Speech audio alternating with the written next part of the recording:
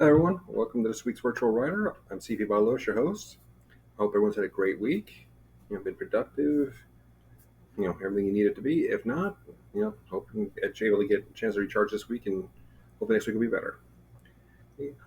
As far as your writing ventures, I hope everyone's been having success with it. At least be able to get out and stretch the muse a little bit to see what you can create. Now, and here today we're gonna continue writing a little love story there. Lost in Love. You may remember last week we Becky and Janet had a confrontation. It wasn't a bad one, but it was kind of boring. It could have gone either way. Um, and Becky is trying to set her up. Janet doesn't want to be set her up, because Becky noticed the sparks between the delivery person and Janet, and then Janet admitted she'd run into him a few times. Something's there. Um, so we were going through that, and we had the choice to make. Could have gone bad or not. And I took the approach of friends because as friends, we always have the most brutal fights with our friends or our brothers, sisters, and relatives because we know each other. But we also are great at making up. We do sometimes. Sometimes we have a cooler head prevails, and we figure out how to diffuse the situation. And that's the approach I took. I mean, for me, I kind of like that approach. Because I'm the type I like to talk things out, work things out. I don't like to just leave things, dead and buried like right there. It's like unless someone really pushes it. Um, so it's like I kind of put that in the story. So again, that's my own personal twist, where what works for everybody else. It's so like I said, as of here on this one, like right there, that's when I was doing a telling not showing. But we corrected it before then. I just kind of put it at the end of like, why do I need that? So I highlight that in there. So I just want to keep it in for notes and just space it down for the time being. I'll go in and delete that in a little bit. It's almost like a little note that okay, I did that. And so at that point, I wanted to reiterate. Like I said, when we do write, just throw our ideas out there. We can go back and edit them later on. I mean, for myself, a lot of times my first draft's 90-95% complete because I don't like not having a perfect word. I don't like those little underlines. Like this little blue underline here. That doesn't. I don't like those underlines. But excuse me. But in the blue, it happens. My style, you do have a lot of that. I'm not perfect grammatically. I refuse to be perfect grammatically.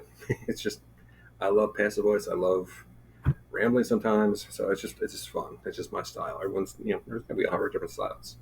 Do what works best for you. I mean, by no means don't use me as an example, or unless you want to, or whatever. Have your pick who you want to emulate, who you know inspires you to write, and you pick up little little tips here and there. It's it's a fun part. Because we can take from here, we can take from there, all these little thoughts, and we can put them all together, and we can just create our own style, which eventually does come out.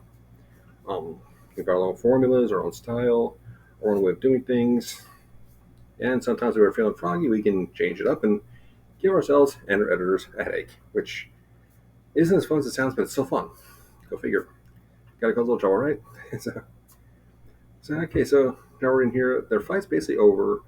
Um, Becky diffused it. They're laughing. So, okay, the tension's kind of broken. It's like Janet's not feeling immensely picked on by Becky right now about, like the grandmother type, like, when are you going to get married? And the parents, when are you going to give me grandkids? She's not under the gun, so to speak. So now, what are we going to do now? We can't continue this scene for okay. What's next? What point do we want to make next? Um, Obviously, the easiest way to do this would just to make a scene break. I mean, we're 4 pages in, about 1,500 words. That's good. I was thinking maybe about 10 pages. So, I mean, technically, we could even end it here. But that's like I figured. Okay, let's look at this as two possibilities. We Ending here for me is we want to add something more to it. Like, okay, how do they? It's like continuing the story. Same principle. Where do they go next? What's the next agenda? Depending how they want the story to be, or where to go the story, obviously Becky's going to sit there and have ideas on the side, like, okay, well, how can I make this work? Maybe I'll talk to, I'm sorry, I forget his name. Seems like a reason to have these names change. Okay, She can talk to maybe I can. She'd be like, maybe I can talk to Shane, get a feel for him, and go from there. Um, Again, I was thinking it's gonna be a short story, maybe 10 pages, something like that. So we can either tie it up now, put a little thing, okay, they got along, this and that, or we can tease something else. I kind of like to tease, even if we do, we can still end it. I mean, that's the beautiful part about these. We can, you know, create cliffhangers, even on something like this. It shows because people know what's going to happen next. And they'll be the one that showed story, or oh, we can write a book about it, and it's something. You can. It's something like this is also great because you can use it to entice people into checking out your work in general. They see, oh, this is really, if they really like it, like, oh, this is really good. I love this ending. What else do you have? And they'll want to look at that. I mean, they'll still want to maybe see the story finished, but they also want to check out your other stuff. And again, our work speaks for itself. It's not like a quote marketing ploy. It's us letting our work speak for itself. Our skill, everything speak for itself, and draw in the audience that connects with us. So just because I'm me and I love messing with people's heads and things, I think and I'm just not satisfied. That's the biggest thing. I never know where it's going to end, but I'm just not satisfied. That's my biggest issue. So let's see. Let's have to begin add a little bit to this whenever we do a scene break. So let's see. Let's see if we should get started here. How am I going to do this?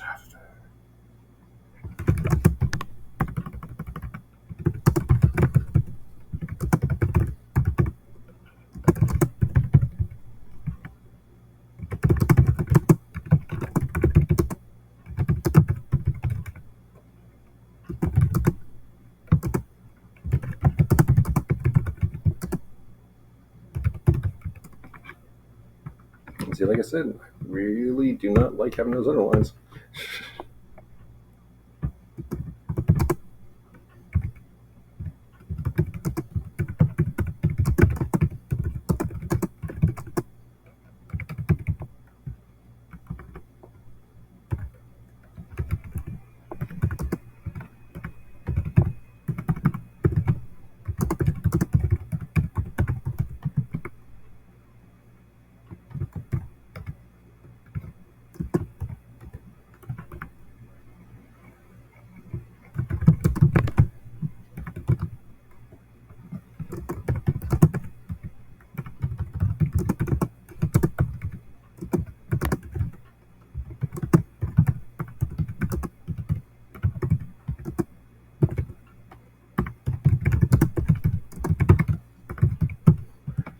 Okay, so this is where I'm going to change this a little bit.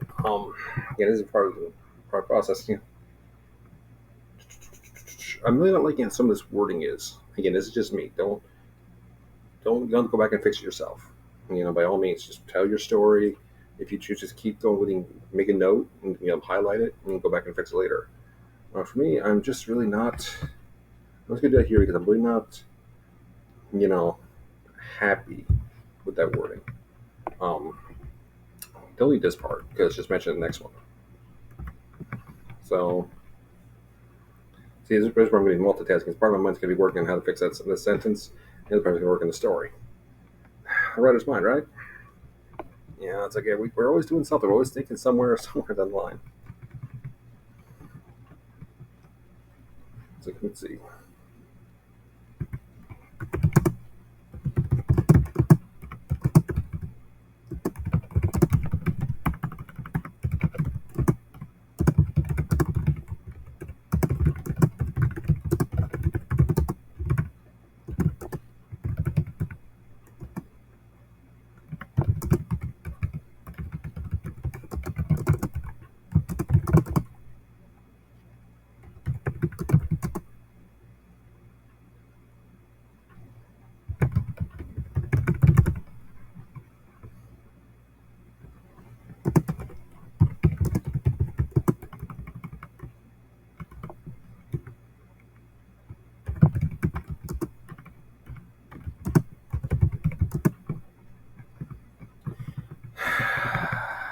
I'm just having all sorts of fun with this.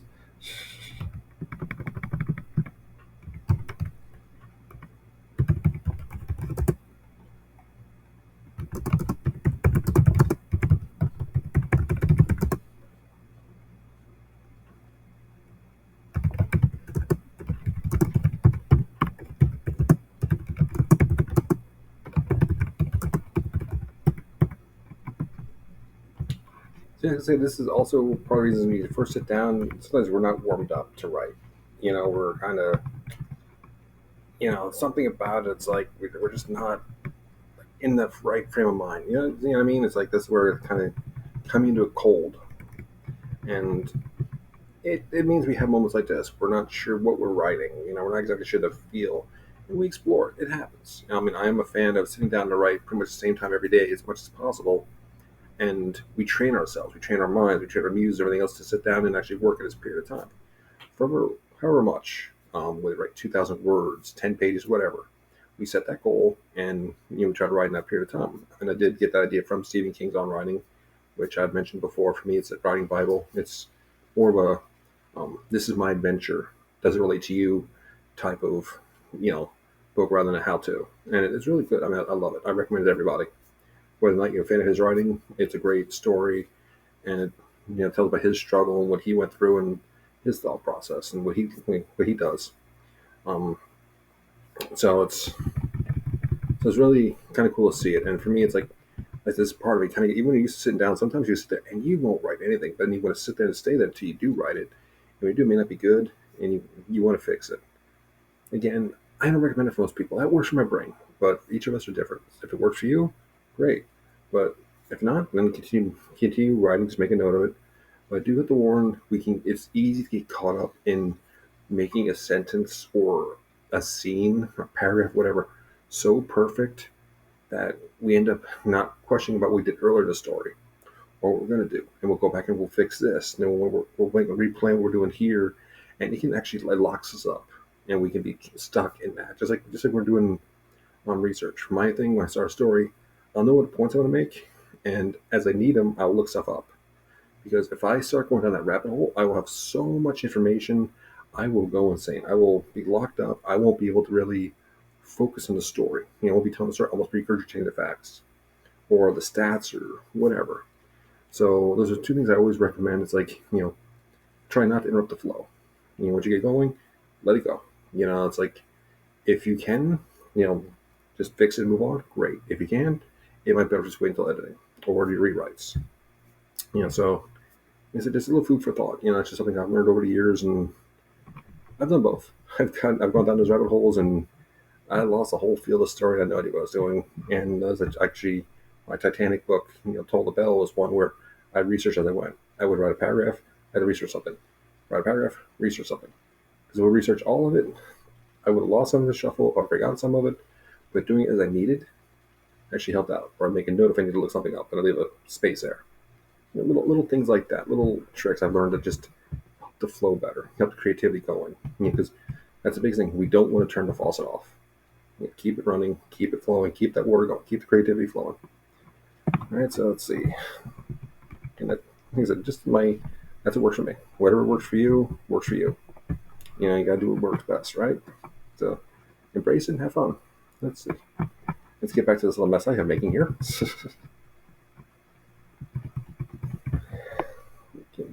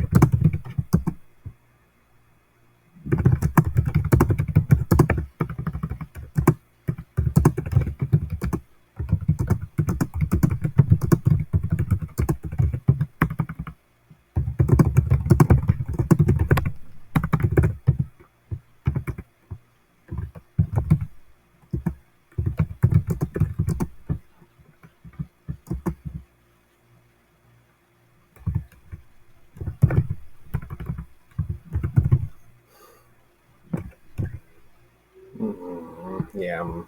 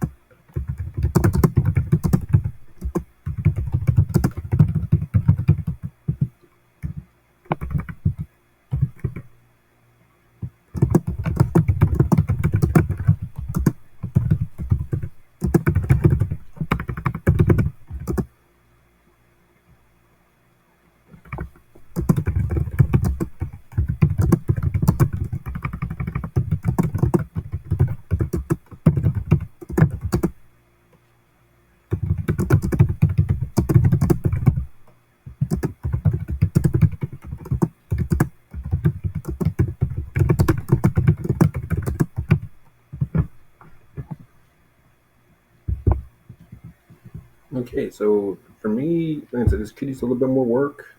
Just, I'm wondering, like I said, if I saw my face, one part I didn't like the what I was saying in the one, so I went back and changed that. So yeah, I'm a little happy with this. I mean, might need maybe a little rework, maybe some tweaking.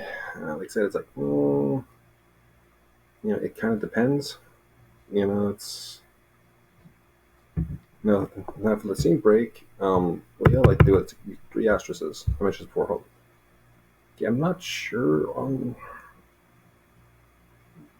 where is it here. Okay, I'm just gonna make this a full screen so I can see the full layout. Give me a second. There we go.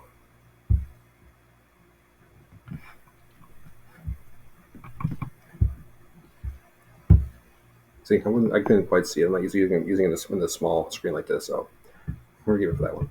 So now we can do, depending on what we're gonna do. This could be the scene break. This could be a chapter break. Because it basically means this is the end. This is like this act is done. The scene's done. So we're moving someplace else. Now, for me, the scene breaks come in handy when we're moving from a location or moving further ahead, like a couple hours in a day, half hour, whatever. Just kind of whatever time jump we're doing, location jump, just point of view jump. We can go in and start doing it from Shane's point of view. We could do it from Janet's point of view. I mean, there are numerous ways we could do this. Here, actually, let me delete these now that I'm thinking about them. Because if I don't, I will probably confuse myself next time.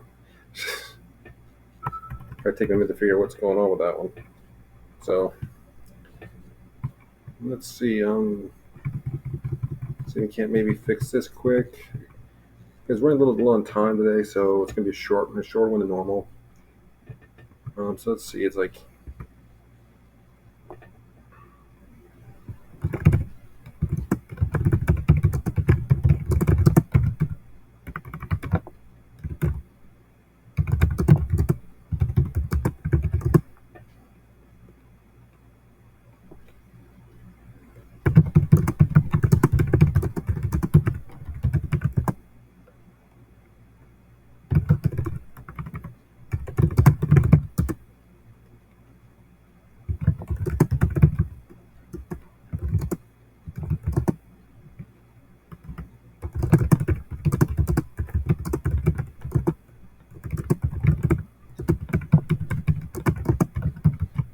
okay. Still not fully happy with that, but I think that's a little bit better.